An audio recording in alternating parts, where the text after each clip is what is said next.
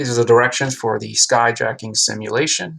For the skyjacking simulation, we are going to have students working in groups here. Somebody will play the role of the government, the terrorist skyjacker, airline, and the people. The people are also the individuals in the class that will be responsible for score keeping. So keep that item in mind. So for the most part, the directions for this, we want to make sure that we are following the directions where you have these particular roles. So everybody wants to fulfill one of those items. By the end of this, we want to have some understanding of what a skyjacking was, because in the 60s it was called the skyjacking, not a hijacking. And we want to focus on the evolution of those approaches, which is the focus of this particular simulation. So for the most part, you're just going to be working with the people in your group. Item 1, the skyjacker picks a motive card. The motive card can be found in the deck that each group will be given, and they have the motive for the skyjacking attempt. Number 2, skyjacker issues a statement for the skyjacked plane. So let's just say I draw this card. You are a communist trying to make it to the Cold War, to Cuba during the Cold War. I simply just say that to the group. So the terrorists would simply pick the card, and then the terrorist, in this case Meredith, would give the reason. I am skyjacking this plane, and my motive is, and then you go back, you are a communist trying to make it to Cuba during the Cold War. Let me go back to the rounds. 3, scorekeeper records information in the information log. What is the information log? It is this log right here. So every group is going to be given an information log. So you want to keep track. You'll put round 1. This involves Cuba. And now we get to the hijack action. This one right here, you have no idea what this is. You are at the mercy of whatever the hijacker, the skyjacker says. And this is where things start to get a little scary, because it's up to whatever thought enters the mind of the skyjacker. And so let's just say in round 1, I decide that I am going to board the flight with a gun. That is going to be my method of hijacking.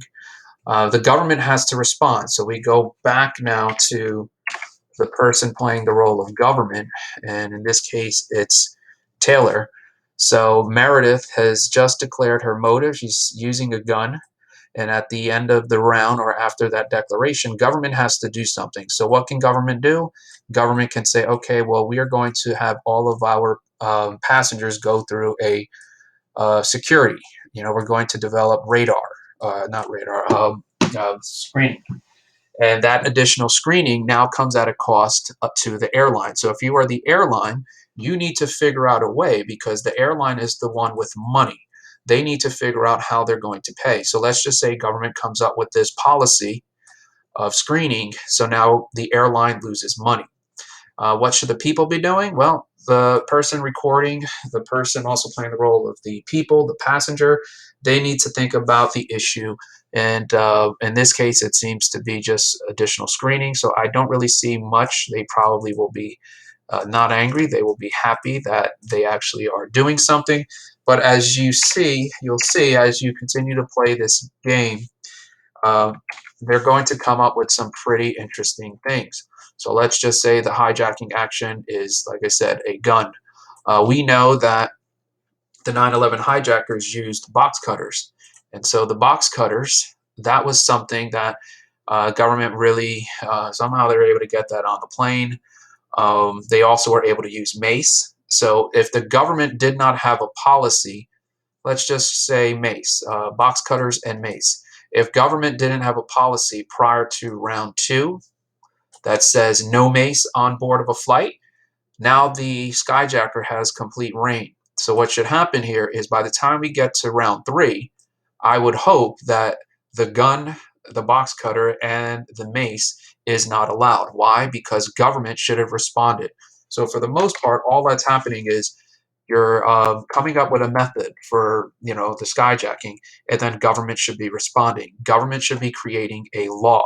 I really don't want to get too specific about some of the approaches, skyjacking attempts, because I don't want to take away too much. I want to make sure that you're thinking about this on your own and coming up with unique ideas. But the airline should be doing something. When we look back at their airline, what does it say here? The airline priority is its passengers, money, and compliance with regulations set by the government. And here I use the example of syringe. So in my scenario, I've used a syringe, and that was the terrorist method. I boarded the plane with a syringe. And this is going to be an interesting situation here because let's just say I boarded the flight with the syringe.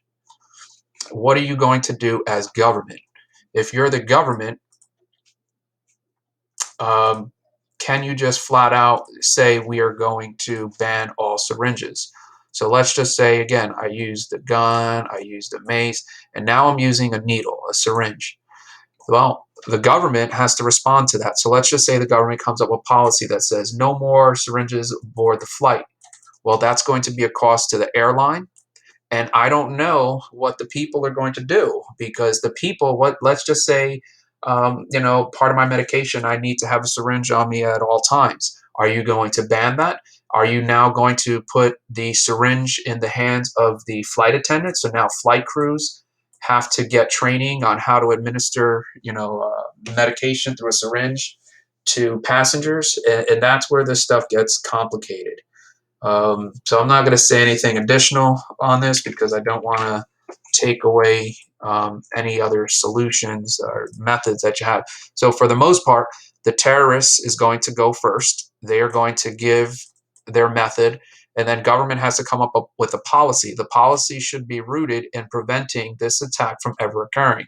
The airline is going to pay because the airline has money and they need to keep track of all of the new government requirements. And then the people, they only are going to advocate when it seems to be an issue that is concerning for a passenger on a plane. This person should also be the scorekeeper. That's it.